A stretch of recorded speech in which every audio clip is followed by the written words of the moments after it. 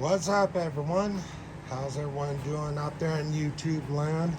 So I'm back to do another video, not only on this, but on a little bit of everything.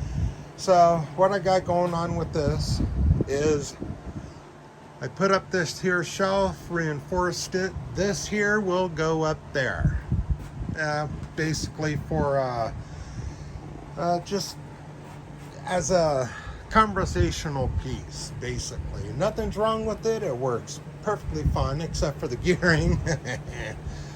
Yeah, the gearing, I put on a pretty small gearing back here, and before it did about 63 miles an hour was the top speed on one of the roads way over, well, that way. Since then, I've upgraded a lot in the motor and put on a smaller gear on there, and I know it's faster. I just don't have enough room to get it up to speed where I won't get ran over or smashed by another car. So I'll eventually put a larger sprocket on there. I got plenty of them on the wall. There's some on the wall, some down here. They're all over the place. Anyhow, I'll pick one, put it on there, and there we go. But for now, it's going up on the shelf. And this one here, I'm probably going to put this over at my mother's house, is what I'm thinking of doing, over in their garage. Now, this bike here, it's actually pretty darn strong. The way I built it isn't exactly what you would call professional, but it's like super crazy strong. So their garage is kind of, it needs some work. So if the roof falls on it, this bike here, it ain't gonna get hurt none. Everything else might, but not this one. So that's what I'm going to do with this one, to make room in here for another bike that I'm going to be getting in September.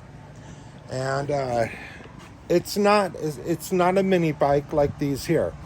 It's actually a pit bike. It's the Piranha Daytona 190cc 4-valve dual exhaust. I figured I gotta have it. And I figured, you know what? I've been on pit bikes for a long time. When I first started out, I was on a pit bike. You know, that's how I started, and most people do, I guess. That's roughly about 20 years ago. Then I got out of that and got into bigger dirt bikes, such as Big Blue here.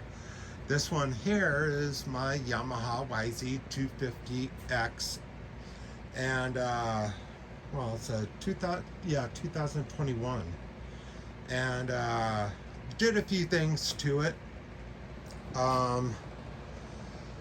Let's see where to start with that, huh? Okay, so I went ahead, replaced the grips, put on the wraparound hand protectors, put on the clutch lever, which of course, this here is a nice clutch lever. I mean, look at this, watch this, watch this. One finger. And I'm not even trying. It's just, you know, it's super smooth, super easy to pull in. Now the original one, which is, I believe, up here on my wall somewhere. Oh wait, nope, that's not it. Nope. Oh, there it is. That one. That was on here, and that one's I mean, you know, you have to really show some muscle, you know, with that one. But that clutch lever was for this bike when I was going to put that motor in it. Now that motor, doesn't need a whole lot, but I got the wiring harness for it, and a lot of the little pieces and parts that it needed, which are actually up here. And there's a bit up there and whatnot. Actually, it's in the... let's see, there we go. Wiring harness, there's a lot in there. I'm not going to take that down. But,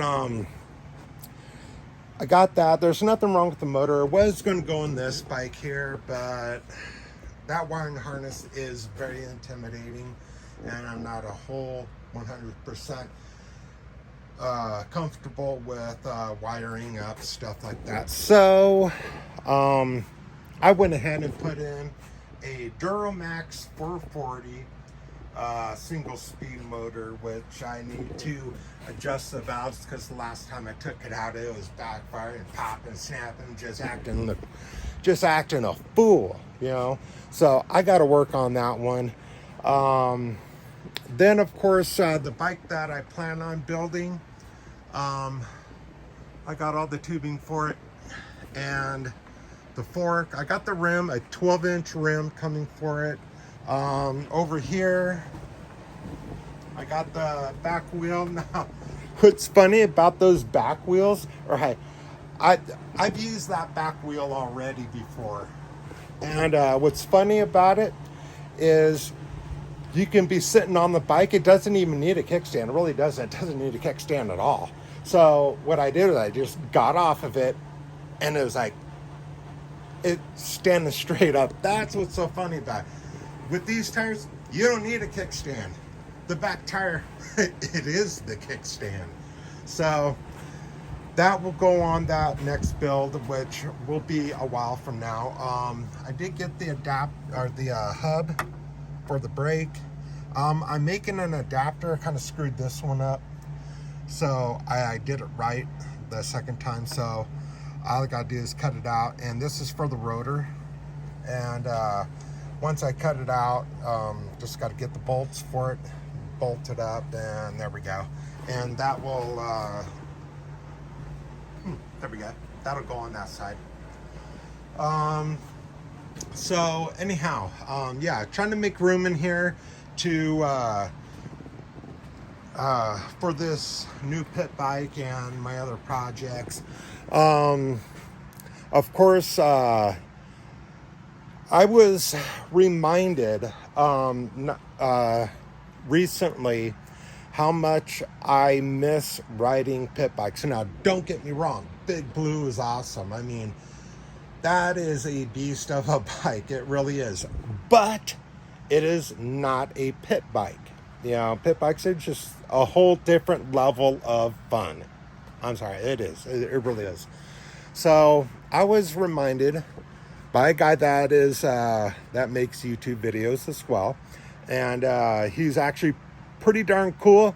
He's got a group of buddies that he hangs out with and rides pit bikes, and I messaged him and let him know that I was thinking about getting one, and today I worked it out, and I am definitely getting that pit bike. Come September, I'll be ordering it. This guy's really cool. He knows his shit, you know, and you know who you are. You know who you are. Actually, for anybody else that does not know who he is. Alright guys, so I gotta go to the gas station. My wife This guy here, he's awesome. He's a good guy. He's a real good guy. So, if you guys are looking into getting a pit bike, or trying to troubleshoot some problems that you having with your pit bike, that is the guy right there. He's don't get me wrong, there's other people that know stuff too, but this guy, he's a real cool guy. I would go to his channel, check it out, like, subscribe, leave some comments. You know, he's pretty good at getting back to people. It seems like he definitely got back to me. I appreciate it, bro. You know, and so oh yeah, thank you for, you know, the videos.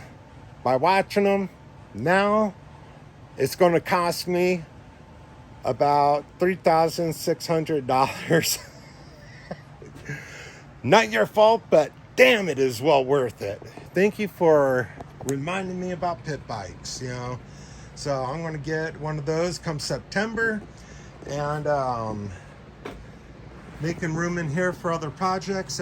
This bike here is my lady's bike. You know, she's storing it here. And then I'll store this one at my ma's. And this one I'll keep here because it needs work. This here stays here because I ain't moving that anywhere else. Yeah, and that goes up on the wall, basically. Yeah, like a picture, you know. Well, let's see. Where should we put this one here? Well,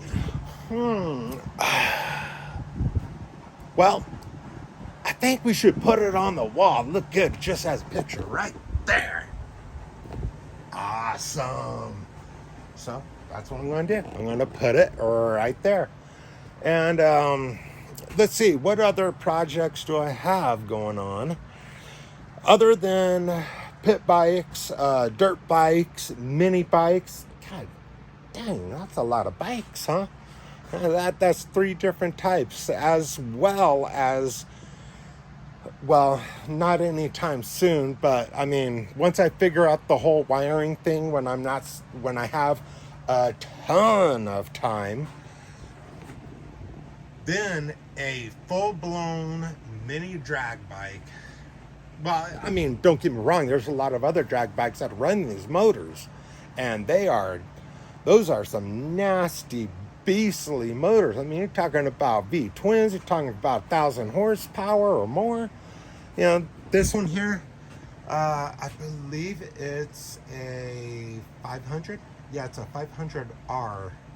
Yeah, anyhow, so that'll be much further down the road. It's still incredibly intimidating, that damn wiring harness.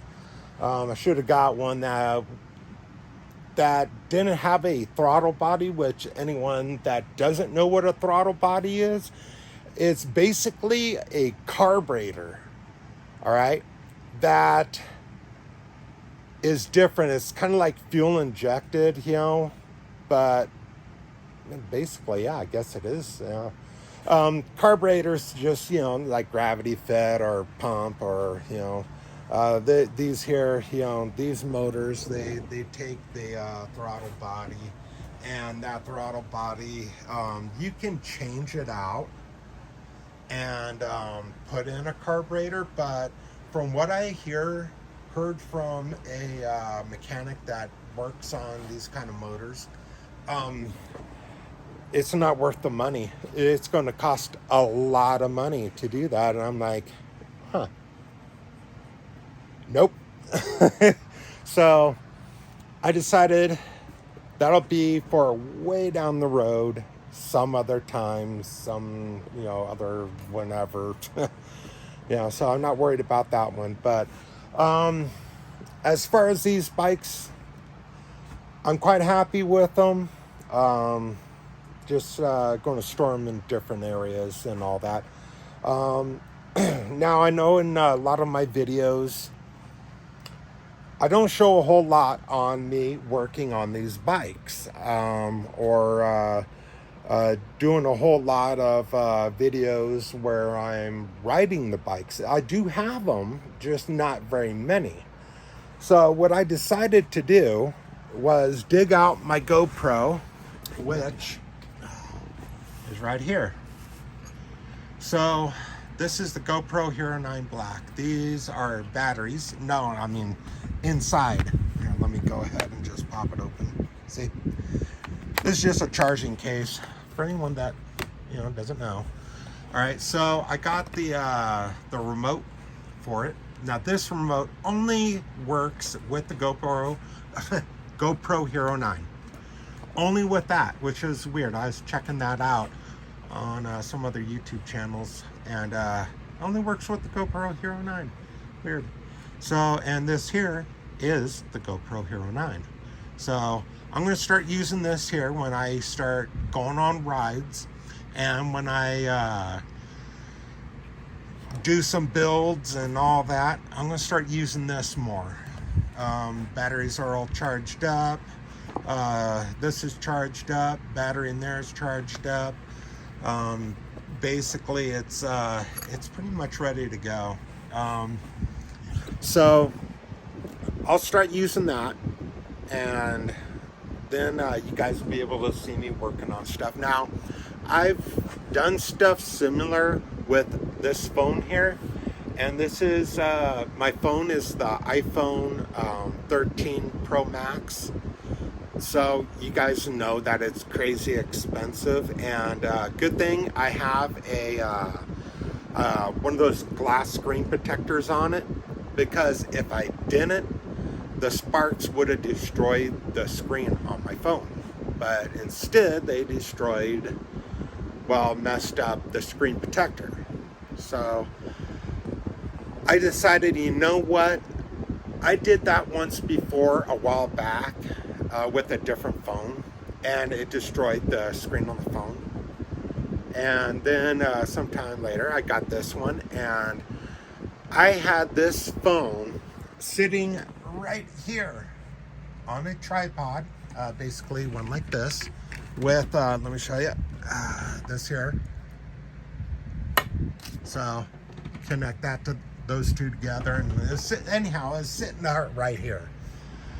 I was working right here doing some grinding and welding, and I don't know what hit this phone, but either the spark, probably the grinder, that would be my guess. Anyhow, messed up that. So I'm going to start using the GoPro, and the GoPro, and let me show you what I got going on here. I'd like to see a spark hit it from up here. That little tiny screen, good luck. Yeah, I've never seen my sparks go up that high. You know, so that's the mounting for it, and that's why I have the remote, so I ain't stretching, you know, trying to, you know, turn it on and off. I got the remote. There we go. So anyhow, that's what I got going on. This, the build there, this, blah, blah, blah. So there we go, guys. Wanted to update you on what I'm doing and the progress that I'm making on my builds and my bikes and what I'm getting, my plans. So thanks for watching, guys. I appreciate it. Like, subscribe, leave a comment, and be nice when you do, please. You know, try to be nice. You know, constructive criticism, as long as you're being nice, is cool. So yeah, leave a comment, and I'll talk to y'all later.